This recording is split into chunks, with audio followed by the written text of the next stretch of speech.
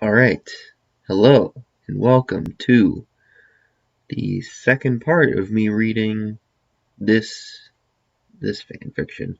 Unearthed Arcana, a RWBY alternate universe story by NofBlockz, something like that.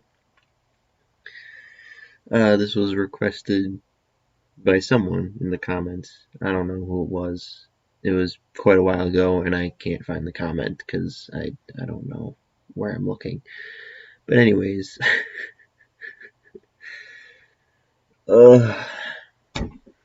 here we are doing chapter 3. I'd hope to get like 3 chapters done today, just something like that. I don't know. There are quite a lot of chapters, so I'd kind of hope to get quite a bit done. But unlike last time, I won't be saying a bunch of stuff. So, let's actually get right into it this time, like I've been trying to do. Ready? That's kind of a stupid question. Let's go. Chapter 3, Fangs and Thunder. It wasn't too long of a period for the entire team to gather around a bench underneath the shade of a tree, giving a nice respite from the summer heat. Sitting on the bench was Cassandra, tapping her feet as she waited for the rest of the team to finally show up. Maleficent did not need such worry, since she could easily close the distance with a rift. Finally, Cassandra saw her other teammate, a woman in red and white robes, a red bow tie in her hair, and a regal appearance. Ymara Scarlet came from the city of Mistral. It was actually part of the royal family. Cassandra was quite honored to have her around when she first learnt of this fact, but for Ymara, the reason she came to Beacon was for a more dire reason.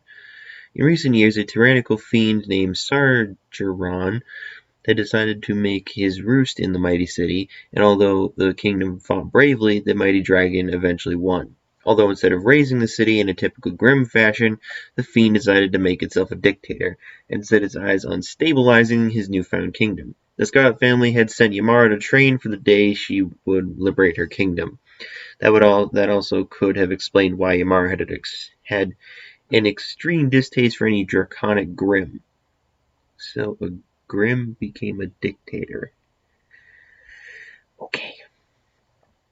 Ah, there you are, Cassandra, Ymara yelled, rushing up to her teammate and extending a hand. You always seem to pick the most out-of-the-way spots to meet here. Well, I just like the quiet, Cassandra refuted jokingly, shaking Ymara's hand. The two shared a quick smile as the shuffling of their other teammate was heard. Tayra wasn't exactly what you'd call one who enjoyed the life of excitement. One could even call her reclusive. But Tayra simply enjoyed a quiet life, and was currently in her standard attire, a silver-tinted maize dress. Although it was rather odd to see a huntress in such clothes, on more than one occasion Tayra had proved to her team, albeit nobody ever admitted it openly, that she had a history of working in the art of assassinations and other roguish activities. Tayra said nothing to the greetings that awaited her, but acknowledged the welcome with a soft nod and a smile. Soon afterwards, Maleficent walked through a rift, stretching her arms and looking at Cassandra. Found it, so I assume everyone... Cassandra gave a soft chuckle, a gesture that told Maleficent everyone already knew the briefing. Looking around at the small crowd, Maleficent caught on. Alright then, I'll shut up. We got a Nidhogg to kill. Maleficent cocked her head towards the portal, beckoning the others to follow through the red rift. Why am I yawning? It's not a good time for this. This can't be happening. Got things to do today. Anyways.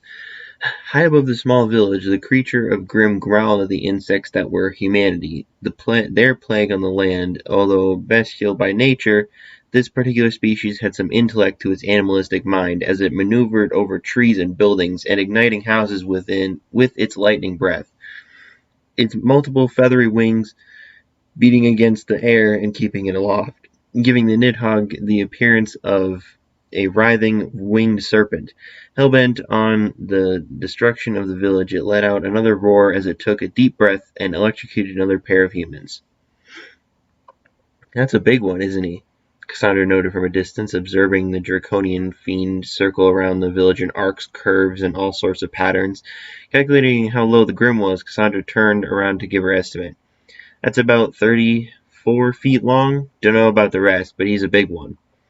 Yamara and Tara nodded. Larger Grim tend to be much more resilient than their smaller common kin. A Beowulf wasn't the same as an Ursa, and an Ursa most certainly wasn't a Wyvern. Maleficent kept an eye on the field, ready to make a portal near it to begin the charge on Cassandra's command. Cassandra, of course, I need something to drink, and this is a bad time for me to need something to drink. Whatever. Cassandra, of course, didn't really need to shout orders. They agreed on how the charge would work. Getting on her broom, the object began to levitate a few feet off the ground. As Cassandra counted in her head, Cassandra then burst off, flying towards the Nidhogg at a high speed, bearing a bolt of arcane magic to fire at it, making a hit and run. Of course, when the bolt hit, all it did was knock back the foul beast as it roared, chasing after the witch. The smell of ozone around Cassandra was quite overpowering, and Cassandra narrowly dodged the bolt of lightning that was fired towards her as the monster gave chase, its tail swaying in the air as it readjusted itself to swoop towards the nuisance. It didn't really see the portal quickly conjuring behind it, with a maid wielding two wicked-looking knives leaping onto its back, and a princess firing sharp-looking magic cards into its back. Howling in pain at the impact of the piercing weaponry, the creature quickly flew in a tight circle inwards, attempting to throw off the pests on its back. Oh no, why does it keep happening? To some extent, the plan worked, as Yamara was beginning to lose her grip on the blackened scales of the beast. It wasn't aware, once again, of the sharp blade the witch had in her hand as she charged midair towards the head of the fiend. After the battle had ended, Cassandra brushed off some of the dust on her shirt. "Oh, come on!" Cassandra yelled, looking at the tear on the shoulder of her shirt. Although she never received a scratch, she now had to sew the dress. All that effort, albeit easy, to sling the Nidhogg was now costed her a full hour of her free time towards magically sewing the dress. Again, grumbling as Tara gave a soft chuckle to the peril of her friend, the townsfolk cheered for the hunters who had saved the village from destruction. Although some lives were lost, that was to be mourned later. Such was life in Remnant. Maleficent simply stayed out of the spotlight, preferring her isolation, yet giving a warm smile to her friends. It was a rather easier job than they thought, but more would be coming soon anyways. From the corner of the village, the Lich kept itself in a dark corner. Its human-like appearance at a distance would sell that it was just a simple rogue, but the darkened claws that resembled a Beowulf and the ghastly eyes of such a fiend betrayed its true nature. The Lich, most of all, kept an eye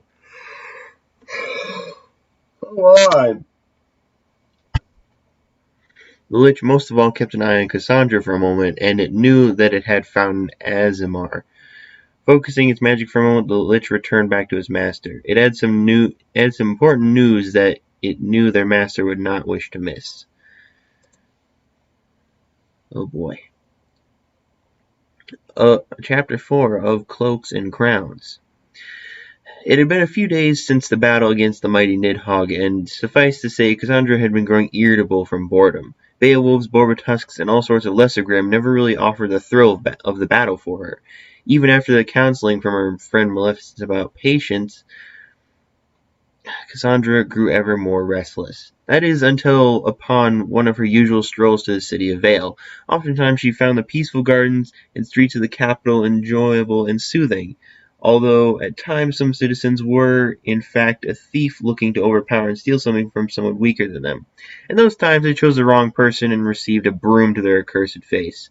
Yet, as Cassandra looked around today, things were off. Citizens were often giving glances here and there, and a lot more guardsmen wandered the streets. Of course, some things were merely precautions. Perhaps the city had received a threat, or the king once more worried about the wrath of Heinrich himself. Leona's true heart, after all, had a rather shaky hold on Vale for all his reign, and yet he managed to keep things together. Yet, as she looked at the amount of guardsmen, she had that iffy feeling build up in her gut that something had finally snapped. Hopping on her broom, she Hopping on her broom, she cut short her walk and flew over the walls and buildings straight to Beacon. Thwap! Cassandra didn't even see the bolt of lightning knock her down almost. In a blind panic, Cassandra quickly attempted to spot her assailant, and she soon did. The figure was dressed in a dark red cloak, with their face concealed by a similar colored scarf. Their eyes were simply black pits, save for the noticeable red sclera and pupils amidst the void of her eyes. Every man and woman in Remnant could recognize a lich if they got close enough to one that was revealing themselves. Cassandra, too, did not mistake the dangers that a lich possessed, and quickly kicked her broom into overdrive, narrowly missing another shot of magic that brushed by her shoulder, leaving a minor scorch mark on her dress. God, I don't know how to say this. But, God's cripes. Cassandra hyperventilated as she crash-landed into the courtyard of Beacon and bruising her left arm. Cassandra, what the hell's going on? You don't, a concerned Yamara, who was around at the time, rushed up to Cassandra. Lich. The two didn't need to explain anything further. A lich in Vale was, well, quite plausible, but the fact that it had been aiming at Cassandra, well, the thought couldn't be denied. You think it was deliberately trying to assassinate you? Cassandra looked up at her concerned friend and gave a grim nod. The two didn't speak for a moment, and after such a moment rushed to Ozma's office. This wasn't a good sign, and Yamara had another feeling. Someone figured out that Cassandra was an Azimar. I don't know what that means, but whatever. Well then. Chapter 5, Grim Omens. Quality. So, Cassandra was shot by a lich. Ozma pressed his hands together, showing a look of concern at the fledgling starborn. Ozma had lived for quite a long time, unbeknownst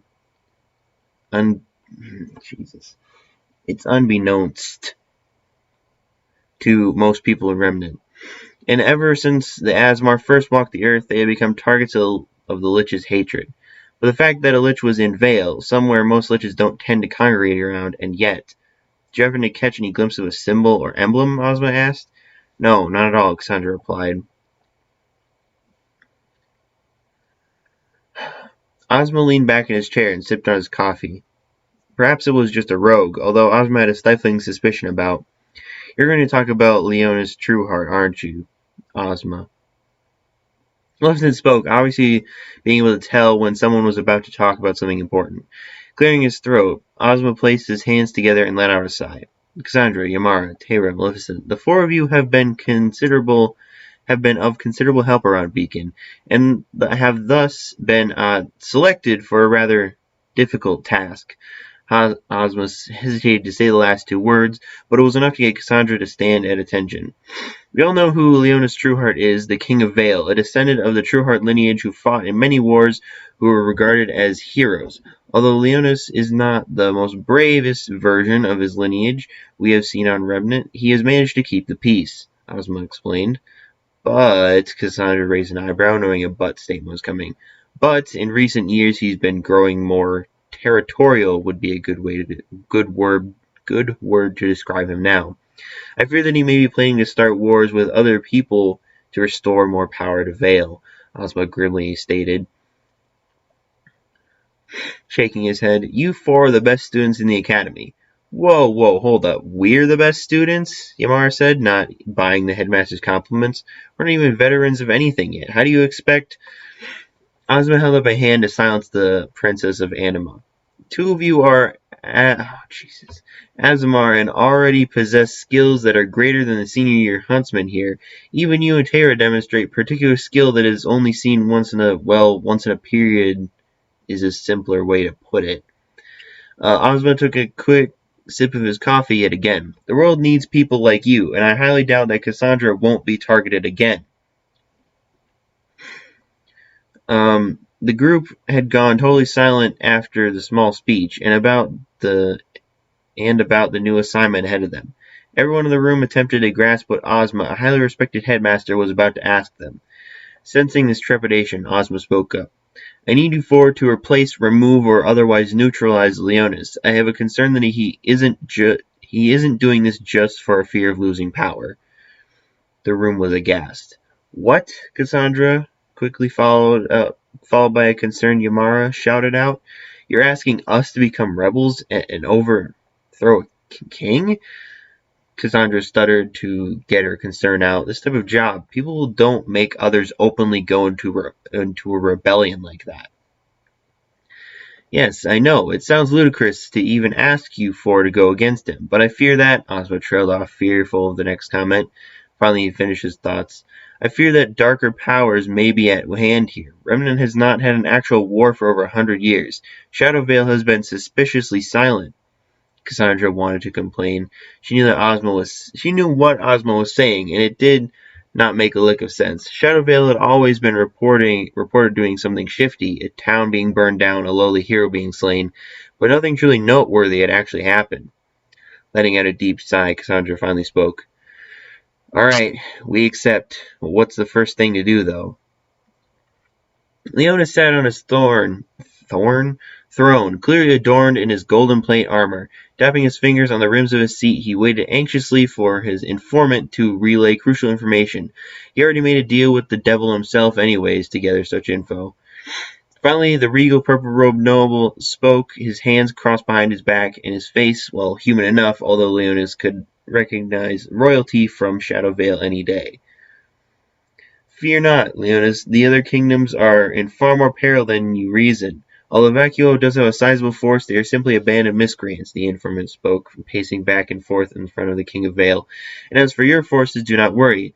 I will eventually be able to send more of my men to help supplement your forces. Our union will help restore Vale to its former kingdom. The noble spoke with zeal and joy, clenching his fist upwards to emphasize his point, an iron fist on Vale. And about any other potential problems? Leonis began to speak, but this concern was quickly put off. That, too, will be of no concern, Leonis. All you need to do is keep your people under your reign. The figure spoke, then gave a silent bow and farewell as he began to walk out of the throne room.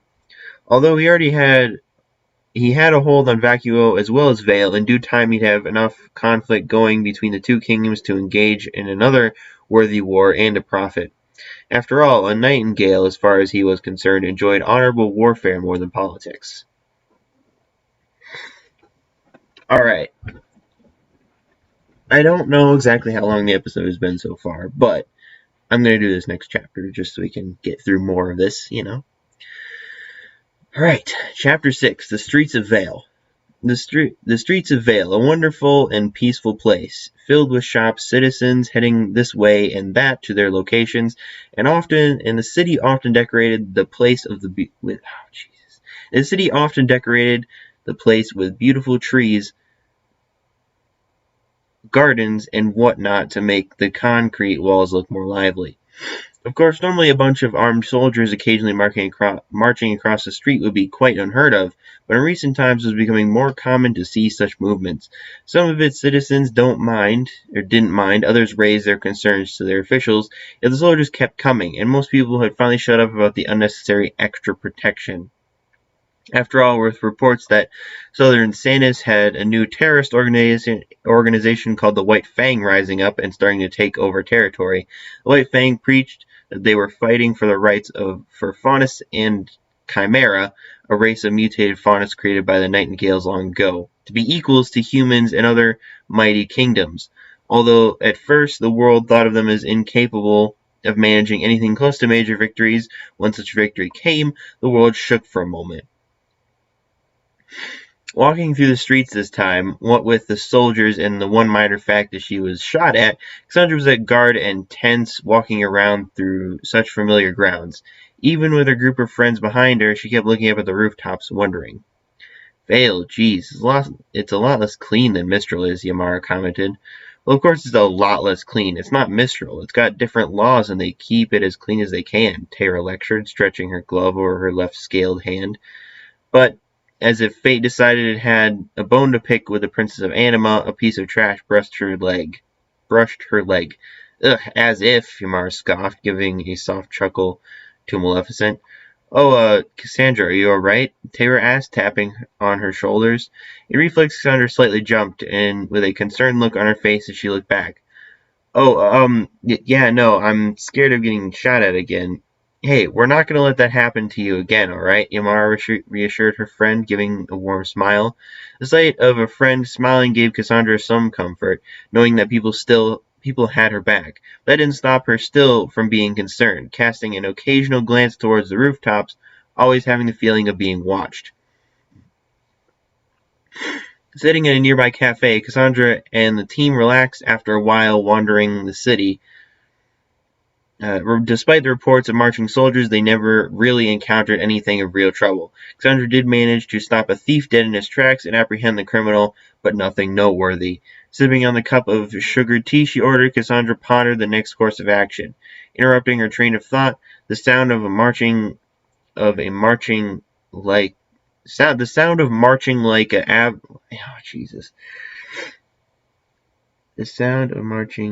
an avalanche of dropping stones pierced her mind. Okay, I don't know.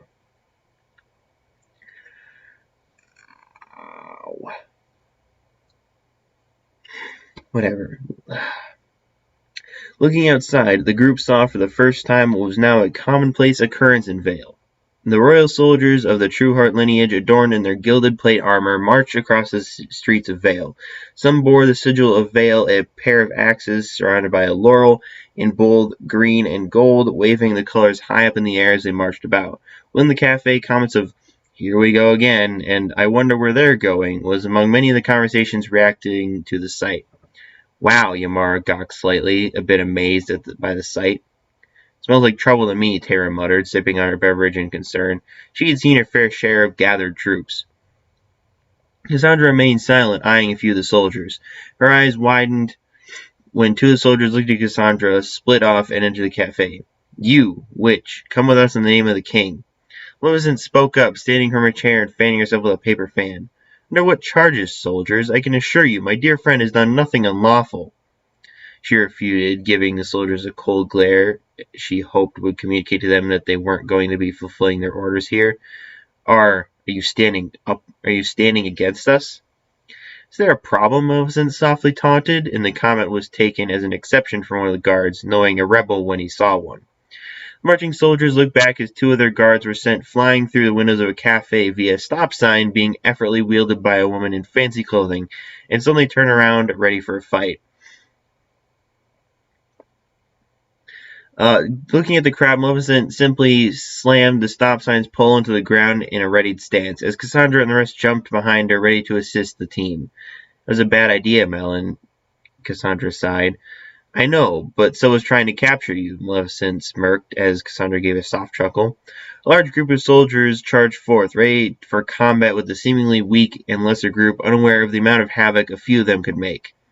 Within a few short minutes, a few of the soldiers were left scattering to their leaders, the rest unconscious on the concrete beneath them. Smoke and magical dust fumed from the remnants of scorch marks, a product of well-placed arcane blasts and fireballs.